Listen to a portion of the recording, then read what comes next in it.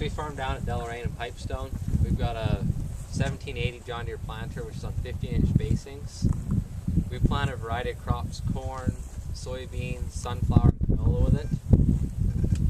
I guess we'll start with the maintenance side of things. You can save a lot of time, headache, and actually get an increase in your yield by doing planter maintenance. Usually doesn't cost very much to keep it in shape. Some of the basic things that are problem areas is gauge wheels. These in here will get blocked in mud on a wet year. You're forever out unblocking them. The first thing is, if your gauge wheel arms are wore out and there's a gap between your gauge wheels and your disc openers, it's going to let mud go in very easily. Obviously, replace your gauge wheel arms. If you want to go a step further, you can upgrade to these wheels that have holes cut in them. We had these wheels 2 years ago, blocked up all the time. We switched to these wheels. We only did 400 acres this year with it. We never blocked up once. And yeah, we did drive through mud and water at times. The other thing is your disc openers. Everyone says, yeah, they're still on there. They're still good. I replaced the bearings in them. They come standard at 15 inches. 14 and a half inches are half wore out, 14 inches are completely wore out. You want to shim them every 2 to 3 years, so that obviously they always have a point touching. An easy way to lose yield is you put on brand new disc openers, shim them right out, and wear them down to 14 and a half inches. You've got a gap in the middle, you've got a ridge in the bottom of your seed trench. Your corn going in at 2 inches is not 2 inches. Same with your canola or soybeans. Some yield is just some seed firmers. They ride in the bottom of the trench. They push the seed to the bottom of the seed trench every time. Instead of, you've got a V, if you've got a big seed like a sunflower or a corn, it can jam near the top. They'll emerge uneven, and sunflowers and corn hate being uneven. So this just pushes it to the bottom for even emergence. The other thing that will save you a lot of headaches is, get a bad rep for planters. Like we learned down at the canola, my gauge wheels were or my drive wheels were slipping, my disc openers were blocking up. Customize your planter to what you want it to do. If you want to go out and play in the mud in wet years, put on notch disc openers that work a lot better in wet. They'll cut through trash. If you've got a pile of trash you're going to go through, just customize your planter like you would your air seeder. Guys who have sand use different packers to guys that have heavy dirt. It's just the same with the planter. Is it going to be wet next spring, Frank? Maybe. If I was a betting man, I'd say yes. Another thing to follow through with is which causes a lot of loss in yield, is too much down pressure on these gauge wheels. On a wet year especially, you've got a 200-pound row unit and a seed hopper that can carry 200 pounds.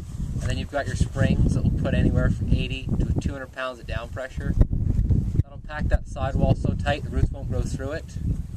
There's an expensive option by putting automatic airbags on, and it'll automatically level your planter for the correct weight. A cheaper option is use a spike closing wheel.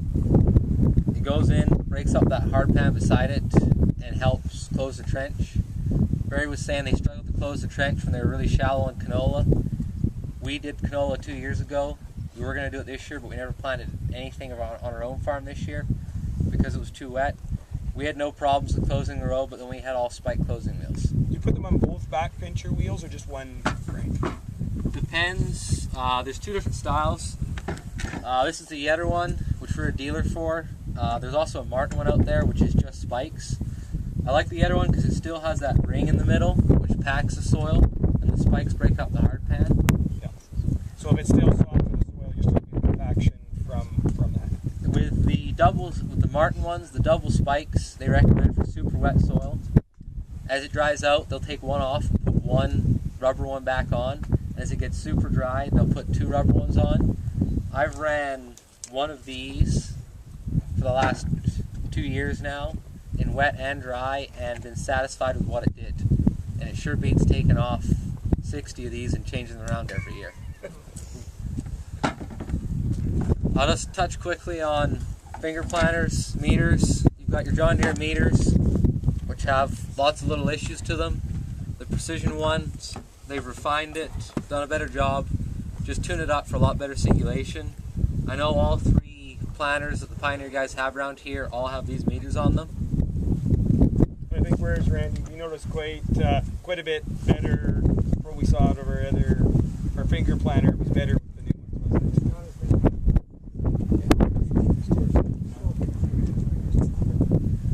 And for planters in the future, you want a vac planter is the next step up from a finger planter. This is an old style John Deere disc for corn. It's not very good. They do have a newer one which is better. Precision again make a corn disc, and I've upgraded the singulator. And they've done a lot of little things just to increase your singulation, because in corn and sunflowers, singulation is everything. That's what we put in the planter. The 20-inch roll planter with the canola, corn, and soybeans this year has that setup in it that we put in. Obviously, this is just a corn disc. If you look very closely, there's every other hole's blocked off because we were using it for sunflowers.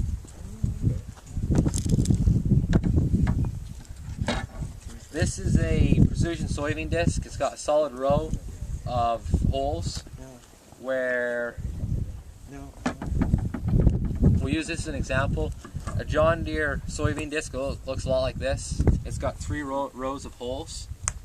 The only thing I found to be with this is the seeds will drop in clumps. You'll get 3 seeds closer together, then a tiny gap, and then 3 more. This seems to drop them every inch and a bit apart. I guess ours, we did use the John Deere. These soybeans were sown with our John Deere plates. And I only noticed that this year. So before that, I wasn't recommending anybody switch because I didn't see any difference until we got looking at it really heavily this year.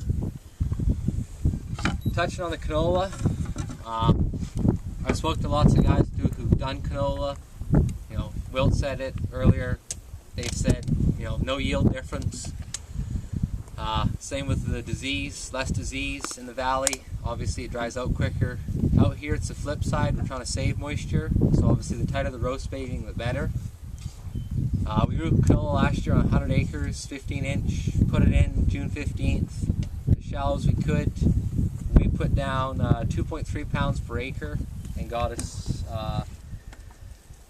about 5 to 6 seeds per square foot, which is basically how many seeds we put down. I compared that to seed hawks per goes. That was what everybody else had growing, so I was quite satisfied. That turned into a 35-40 bushel crop, which for June 15th I was satisfied with. This is the discs we used the first year, which were our small sugar beet discs. This is a John Deere small sugar beet disc, minus the extra holes on the inside, which are the bigger holes on the outside is what they've been using. The big thing is, with canola, you're putting down such a high population. This disc on 30-inch spacings, you're limited to 3 miles an hour. Obviously not what everyone wants. With the 60 cell disc here, I've seen it 6.5 mile an hour. I call this the version 1.0. The holes in that are a little bit too big, so I've twisted their arm and they made me this white one, which has the holes a tiny bit smaller, which gave us the ability to go down to 3.8 grams per thousand and still not have the seeds going through the disc and losing them. There is a newer disc coming, which is going to be a single hole circle, but it's going to look a lot like the back of this disc. If you look closely, we've drilled this disc with a very small drill bit and came back and made a bevel for the seeds to sit in. We've ran it and we think that just a straight hole is going to work better, especially for cleaning.